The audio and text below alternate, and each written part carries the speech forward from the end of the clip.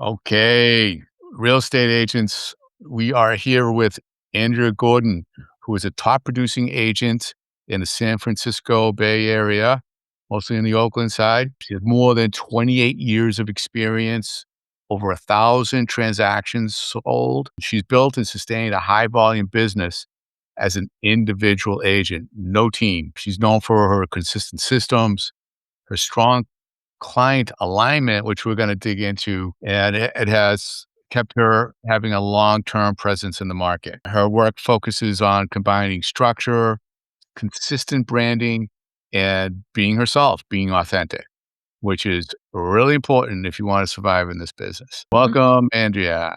Thanks so much, Joe, for having me. Yeah, this is fantastic. Thanks for coming on. So let's give the audience a little picture of what's going on in your world right now. Well, right in my immediate world, my dog is sleeping at my bird is twittering away in the That's what background. that was. He might make some sounds during the course of this, so I apologize in advance. Sometimes he gets excited by hearing men's voices. Somehow the low quality of the voice gets him going. So we'll see. But what you were really asking about is where I am. What's going on in real estate right now where I am is that buyers are starting to slowly come out of the woodwork. They've been terribly affected by both interest rates and also by the fears and the uncertainty caused by the stupid idiot war that's going on, just like everyone. I mean, I filled my tank in California, in Oakland, with $7.09 gas the other day. So when you're reading all these news stories about how gas has reached $5 a gallon, in California, it's reached $7 plus a gallon. So, that puts a big dent in everything and not just in your gas tank, in every single thing that you buy because it all has to be shipped. Most people are still using gas. So therefore, everything is costing people that manufacture more and everything's costing more. So all of that said, what I have noticed is that locally, at least, and I think all real estate really is local. I think a combination of the artificial intelligence companies coming into San Francisco and also just people being numbed out by all the continuous absurd news cycle that we're all living through. I think people have just started getting on with their lives because it was like last week, literally last week, all of a sudden people that had told me they were, stepping back for a little while came out of the woodwork. I started noticing them looking at their auto prospecting. A couple of them called me. I've been on 5 listing appointments this week alone, Nice. and I have one this afternoon, so that'll be 6 for the week. So for So, reference, just in case someone's wondering, we're in the end of March right now. yeah, In case when you're watching this might be a yeah, little outdated. yeah. Hopefully prices have dropped and Yeah, the market's I so moving. hope so. I so hope so. Mortgage Yeah, rates had been under 6 for a little bit right. there, and then there was a flurry of activity, and then when they went back up over 6 and are now sitting around 6.38, we see a little bit of a response in the marketplace. The ultra luxury end never gets affected by any of this. Those people still transact no matter what. But people who are buying their move up house usually hold on during these kinds of uncertain times. So, Great. yeah, Great. so that's a picture if that helps. Yeah. Oh, that's fantastic. Thank you for that. Yeah. So with all that's going on, your business, the way you run your business, that's what I think we really want to understand. You do a lot of transactions by yourself, and you consciously said no to building a team. What decision, how did you make that decision not to go that way? Well, honestly, it was watching a friend of mine named Rick. I won't say his last name. He's a well-known realtor in the area, and he started to build a team, and he ended up with like 12 people. They were all people that didn't really know how to do real estate. He stopped being productive as an agent when he had been a super top producer. And he was basically tearing his hair out. And one night I was in the office looking something up because remember the days before now we're all working a lot from home. But in the old days, we all used to go into the office all the Sure. time. So I went into the office and he was there just absolutely losing it when he was printing out basically handbooks and guides for the agents that were working under him so that they would have a systemized set of things that they had to do that he would check in with them on. And he told me that he felt like he was a high school principal and a high school guidance counselor. And I thought that was really funny. But I also thought about, because I had been thinking about doing a team at that point. I was thinking, wow, he must be raking it in. Well, it turned out he wasn't raking it in. Not only was he not raking it in, his own production had basically stopped. And these people that were working under him were not productive. Subsequent to this, he actually stopped doing a team and actually now works just with one partner who's an agent that's as experienced as he is. That's a light bulb went off for me that I really didn't want to get into that at that point in time. And I've Right. just continued along. Now, you cannot do the amount of business that I do without having people that work for you, which Right. is different than having a team. So, well, it's a team of a different sorts, right? It's a team for leverage, not for agents to be productive or not Right, be productive, right, right? And I right, think what he witnessed is very common when somebody wants to build a team. The easy decision for a team leader to take on is a new agent. right, Because they think that they don't know anything, they can teach them their way. They're gonna take a better split for the team leader. They're okay with that. So what happens is just that. They end up becoming the teacher, the trainer, and too often, very consistently, the team leader's production goes down or that person's production goes down. The others aren't doing enough to bring it up, to make up for it, right. work more, get paid way less. That Exactly. And so for me, what I figured was that having first off, getting an assistant is the first step towards really building your business.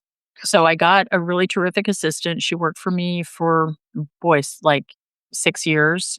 And that was and by the way, whenever you get an assistant, you need to realize that they're probably going to leave you. So you always have to be recruiting a little bit. An assistant, if they're really good, they'll watch what as you do and they'll want to the person who's in charge of stuff. But this particular assistant, she was just about to leave real estate and decided to stay as my assistant, and she did for quite some time. And she actually, after she left me, she went on to get her law degree and her accounting degree, and her career now is she's an expert witness in business lawsuits. wow. She's flown all over the country. Interesting. She makes a hell of a lot of money doing that, but she was brilliant. She was wonderful. Yeah, She wasn't great with people, by the way. Not a good people person, right. which was an interesting thing for me. I was the people person in that situation. But I think that why it worked was we just were both very smart and enjoyed each other's work ethic. She was older, so there wasn't some of the, want to be very just, they'd want hand holding essentially, and she would just send them straight to me because she wasn't a hand holder. She didn't suffer fools gladly, let's put it that Right. way. And I found that to be a little bit of a detriment in the business because in a way, everybody needs to be able to handhold. Most clients in real estate, they're usually at some juncture in their lives that is very, very traumatic. Even if it's a Yeah. good thing, it's traumatic. Let's say A lot of pressure. they're buying a house because they just got a new job and they're in a new area, or they just got married, or they're having another kid. All of those things, even though they're happy things, they are stressful. Yeah. So clients are perpetually stressed out. And that's another thing. There's a great book called The Four Agreements. And one of them is in that book is not to take on other people's stuff and realize them. A lot of people don't. A wonderful manager that I had a sign on her desk that said, just because you're having an emergency doesn't mean I'm having one. And I love that because, obviously all day long, I would never be a manager of a real estate company because I'm sure all day long, all they do is handle people that are upset about something or other. So what I did at that point after my assistant left was I looked for someone who was going to be a little bit more personable, maybe less self-directed, but still really good at what they did. Yeah. And they were my employee. That was payroll. It wasn't like Okay. them getting paid through commissions and things like that. But Why people did you decide to do that? Because that's more of a risk, and I know a lot of Mhm. agents want that. They want the agent slash the licensed assistant so they can actually get involved in their more than somebody else that's an employee. Well, no, every single person I've ever hired to work with my company has had their license. Okay, good. But the payroll decision was just because I wanted to get somebody who was not motivated by commission. And at the same time, payroll is complicated and there's all kinds of tax consequences and what have you. And I learned the hard way that I don't like having payroll, honestly. So I don't have payroll now. Okay. People that I hire now are licensed and I pay them through referrals based on my transactions. It Okay. helps for several reasons. One is, every once in a while you have a month where you didn't make any money. So you're better off not having to pay somebody regardless during that time period. And if you can get people to agree to do that, that's a very good thing. They stand to make a lot more money working on commission than on payroll, honestly. How does that affect your turnover? Does it change things? No, not particularly. For me, they make, and by the way, they make 20% of any commission that I get No. that they work on. Some things I don't have them work on because, like a land deal, I'm not going to have them work on that because there's nothing to do.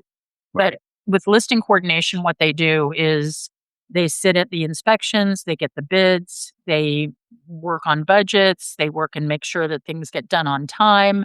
They make sure that we get the right people to do the right jobs, make sure that everything is aesthetically pleasing, meets with our calendar, that the stagers get in and out. Let's say it's a condo building, they'll make the arrangements for the elevators and things like that. And they're really sharp and on top of that. I also have a virtual assistant in the Philippines, and she's paid on a monthly basis to her company and they pay her. So again, no payroll for me, which is great. And she's wonderful. She used to be a coder in technology. And so she's extremely tech savvy and does a lot of work with me on my marketing Right. and has been really invaluable. And for her, where she lives in the Philippines, she makes a ton of money Yeah. and it's less expensive than it would be here for me to have a flesh and blood person with Sure. me in the office. So that's my team right now. I have those three people and a transaction coordinator. And nice. And what about your buyer agent? How does that work? I didn't realize you even had one. Well, Kai is he's one of my listing coordinators, and he also is my buyer agent. So, for example, he and I will meet on Zoom with potential people contact me because they want to work with me, and I will write the offers for them and I will do the negotiating for them, and they get the benefit of working with me. And then he runs around like a billy goat showing them Okay. properties and that kind of thing. So more of a showing agent than a true on buyer agent. Exactly. Gotcha. Gotcha. Very Exactly. nice. Very cool. We also mentioned in the beginning of this is that you are aligned with your clients. How did that happen? Where you now work with a certain clientele? Several things. One is just trial and error.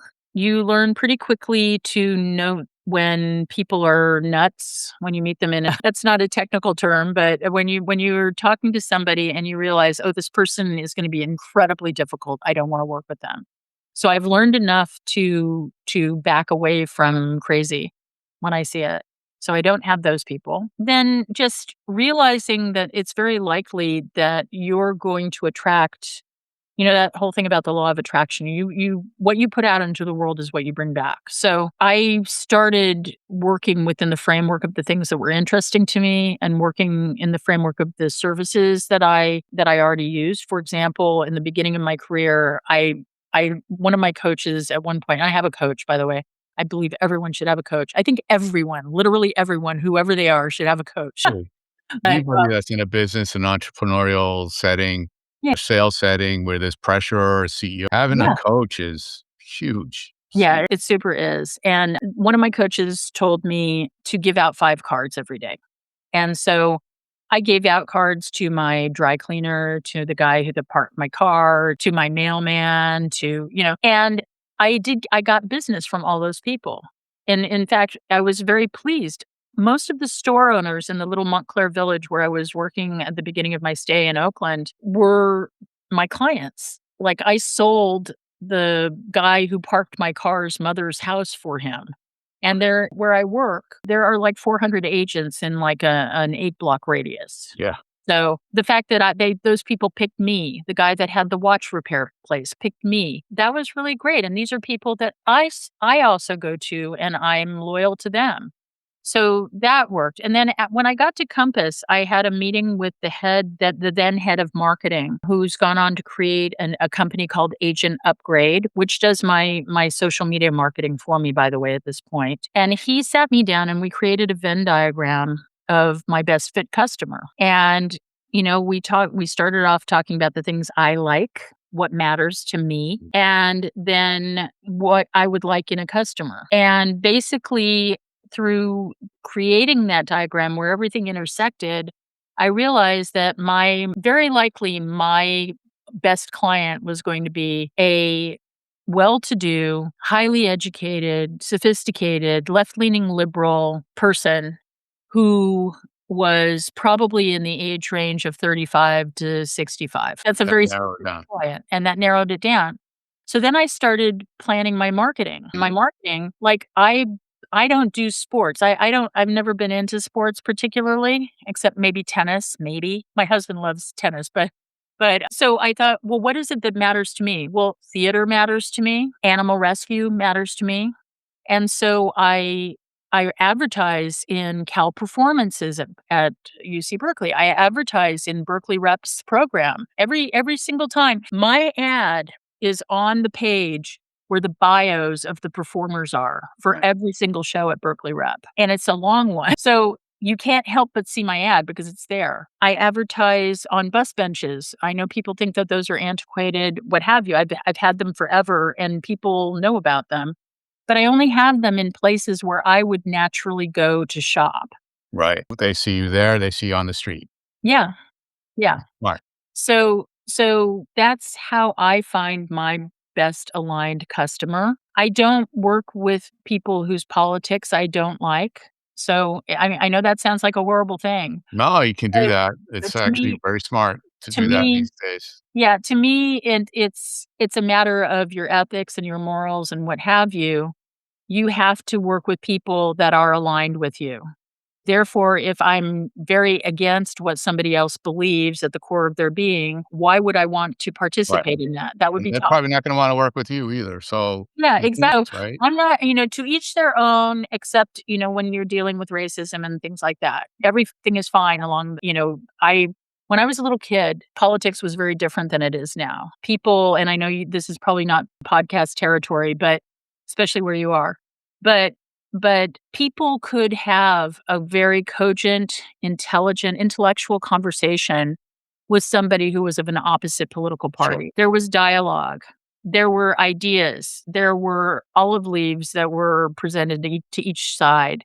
There was commonality in just being human and living in a community. I'm in a little bit of a bubble here in the Bay Area, especially in Berkeley, which is almost entirely left leaning liberal Democrats. But at the same time, that sort of intellectual, intelligent discourse that you can have with another person who has a slightly different idea about how things should work with you, that is good for humanity. It's That gone. that's gone now. Yeah. You can't one side's gonna it's just an attack.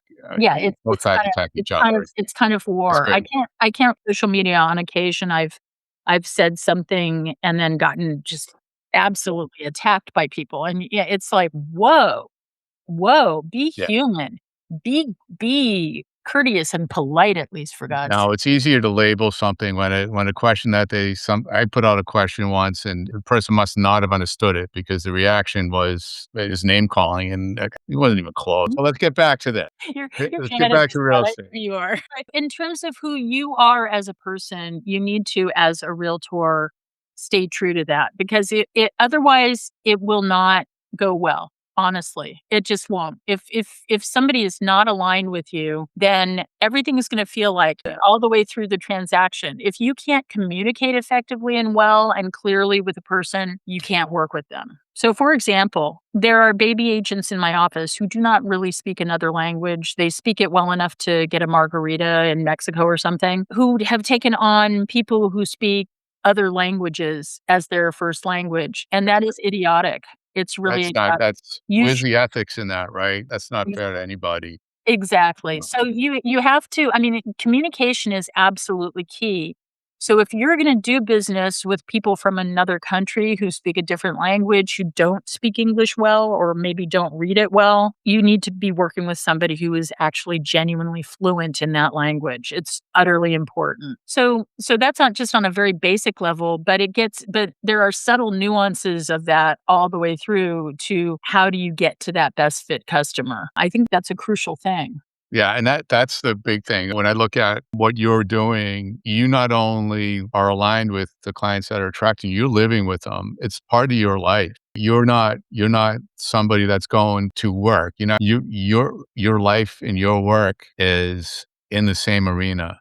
Yeah. And you don't have to it doesn't correct me if I'm wrong. You're not forcing anything. No. You speak in the way you wanna speak. People that you wanna attract hear that. They recognize it. Yep. They get it, and that's who you're gonna get. Right. I'm also the expert columnist for 2 magazines, for Berkeley Hills Living and for Montclair Living. So every month I write an article about real estate, and I've been doing that now for almost 7 years. And so a lot of people call me up or email me just to ask me concrete questions like, I'm putting in an irrigation system. Will this increase the value of my house?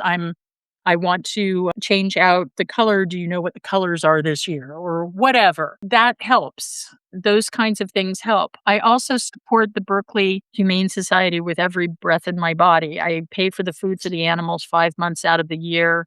I sublet my office when my employees stopped wanting to come into the office. I sublet it to the Berkeley Humane, who has a thrift store in there now. And I'm just incredibly passionate about that work. And everybody knows it. And, like this month, they made me the face of Oakland real estate in Diablo magazine. And what I did was it was kind of fun. I went to the store on Ashby and I pointed my finger up, and the photographer managed to get the sign for the Berkeley Humane Thrift Store. So I managed to use it to advertise the thrift store.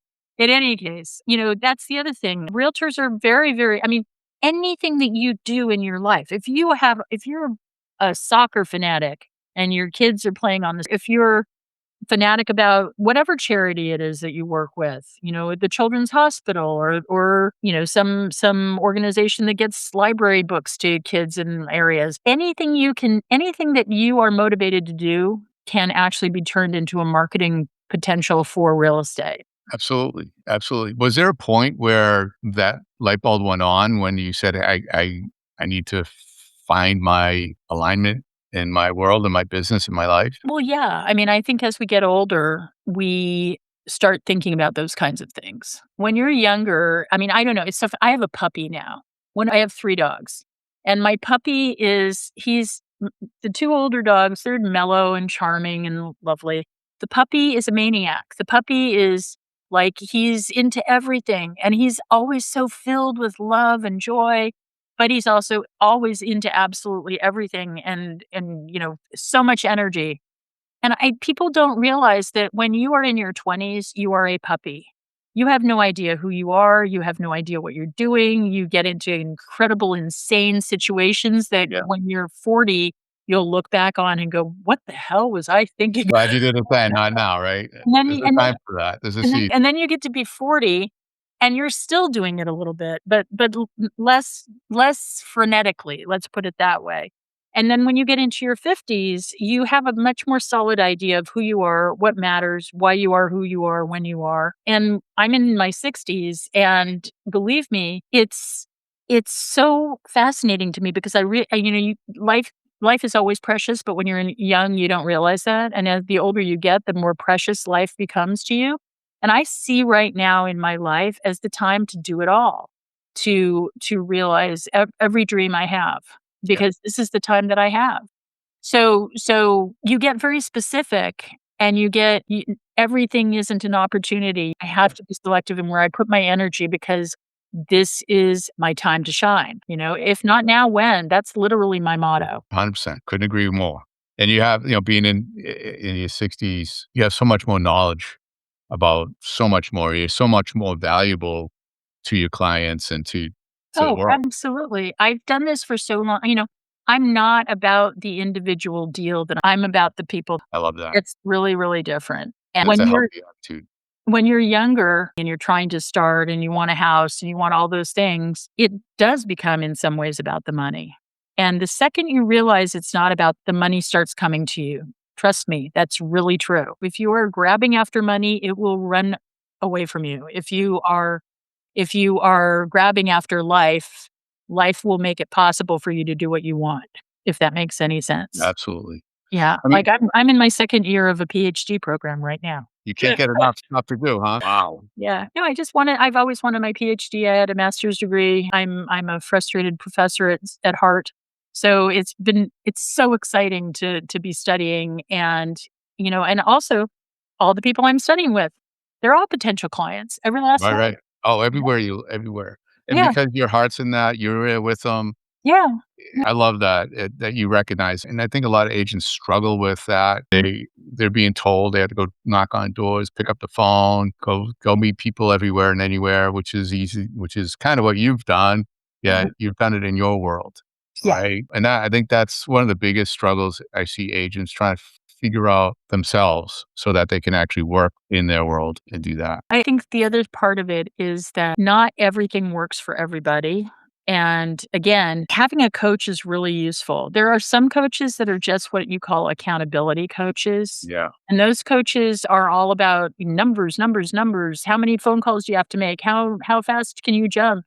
And having a real coach who helps you to create a work-life balance and also helps you to recognize when you're off on the wrong track, when you need to realize that you are not focused where you need to be focused, that those are important coaches. Yeah. Just plain accountability coaches are good for about 2 minutes and then you need something else. Yeah, that's like get up, pick up. It's like getting up and doing the same thing every day. Hit the number. You didn't hit the number. Why didn't you hit the number? And Right.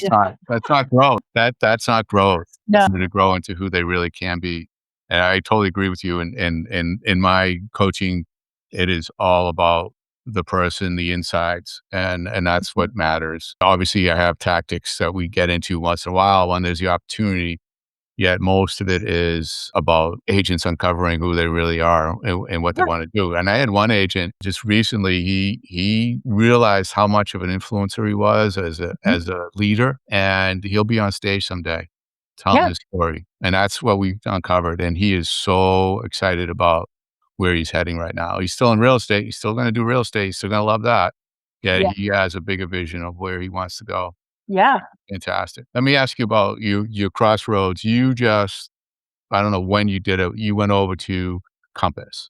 7 years. So 7 years ago. So yeah, as you know, my big part of what I do is I help agents figure out if they should move brokerages, and if they should determine that they should move, I help them figure out which type of brokerage, where to go. And what I'm curious about 7 years ago, what were you thinking to even consider Compass? What was it that on the okay, it's time for me to make a move side of it, not where you were going, but what was in your head back then when you realized it was time to make a move? Was feeling really undervalued where I was. And also there was a disconnect between my price points and the price points that were at my brokerage. So I was selling on average properties that were 400 to $500,000 more than most of the people that I was working with. Yeah. And that wasn't to say that there weren't top producers there who were good, et cetera.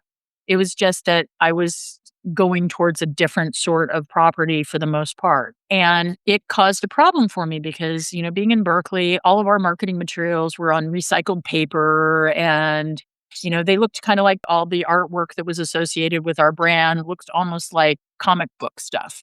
Right. And I would be competing with agents from, boutique places where they would put their listing presentations in suede binders with Yeah. vellum and things like that. And so I started paying to have things like that done for me outside of my company. And, one of the things that I would tell any agent is to really pay close attention to who the manager is at the company you work for. Your manager or your broker, if they are, sometimes they're one and the same, sometimes they're not, Yeah. is the most important person because they are going to determine the personality of the office that you're with. They're also going to determine the nature of the help that you are going to get. Like someone like me, when I have a problem, it's a doozy. When I actually go to someone over something, it's a really hard problem, and it may even need to be talked to an attorney or the risk management head or some such. And my manager had way less experience than I do in real estate in a particular situation and absolutely threw their hands up not knowing how to deal with it. And I had no place to go to find out what I needed to find out. And it was first off terrifying because I thought I was, in a situation that could turn into a legal situation. Right. And secondly, the attitude behind the person, I was just taken aback. I felt completely unsupported. So I was definitely ready to leave when I left because of both of those things. And Robert Refkin himself started calling me on the phone. Yeah, he grew up in Berkeley, and because I'm a major top producer in Berkeley, he called me the quintessential Berkeley agent, and that he had to have me, and he was as good as his word. They kept on upping their offer and making it better and better. I'm one of the last agents that got one of those amazing deals that Compass was giving out at the beginning Yeah. of the process. Pretty much right after me, they started buying whole companies rather than buying agents. But Right. I got an incredible deal, and it's been the best company I've ever worked for in my life. And that includes other disciplines and things that I work Right. for. They have a bunch of principles that are really kind of profound, actually. It's your story is not uncommon when it comes down to agents outgrowing where they are Mhm. or being around people that aren't gonna motivate them, not gonna help them grow. Super important to be in the right place. Yeah, And in some situations, a lot of these virtual firms, there is nobody to be around. So you have to go out and make your own, correct. right? You have to figure out what's the type of person you need to be around and And at that point, why not just open up your own company, honestly? I mean, oh, there's lots of reasons for that. well, part of it is all the liability, but the other part of it is you don't wanna have a manager that sells. You don't wanna be Right. in competition with your manager. Here are the Compass principles. I wanna read them to you because they were beautiful to me. Dream big, move fast, learn from reality, be solutions driven, obsess about opportunity, collaborate without ego, most important one, maximize your strengths, and bounce back with passion. Nice. I mean, and Robert lives that. He lives that. Yeah. And all the people that he is like the woman who is now the president of Compass, Nada Nawab. I had the great pleasure a couple of years ago of just going to dinner with her before any of the hoopla around her happened.